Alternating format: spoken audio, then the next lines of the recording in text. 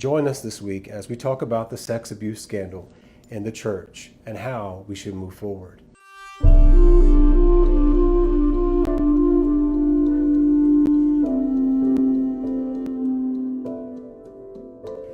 Over the past several days, we have learned shocking news of sex abuse within the church once again.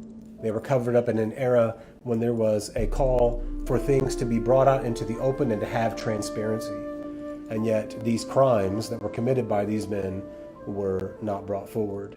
They were covered up and justice was not served. And I think that is precisely what makes a lot of people frustrated and angry, including myself, and also my brother priests who work hard to be good shepherds, that we are frustrated and angry with you.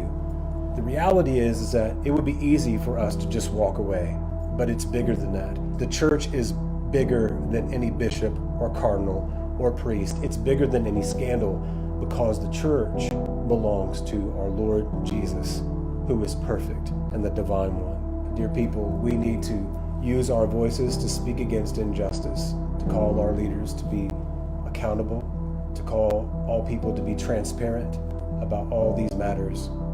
It's necessary in order for us to have a healthy church. In addition to praying for that, we need to use our voices to stand up against injustice. We need to cling to Jesus in the Eucharist.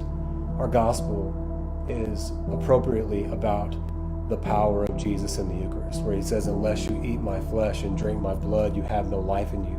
Those words were powerful, shocking to the people that heard it, but it was the truth that Jesus wanted to convey, that he would become our food for the journey. So we don't need to flee and run away from the church. We need to stay here and bring change and to cling to Jesus in the Eucharist. The evil one, Satan, if he wants to destroy the church, the biggest way to be able to do that is from within.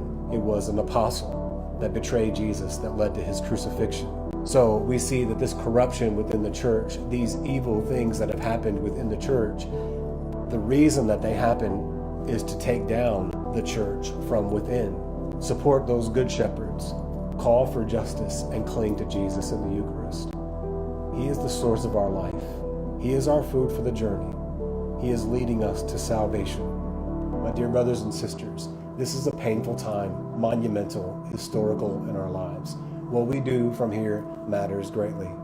Let's band together as brothers and sisters and be people that work for justice, to find peace. Let us be people that seek to nourish ourselves with the bread of life and to move forward as the pilgrim people of God.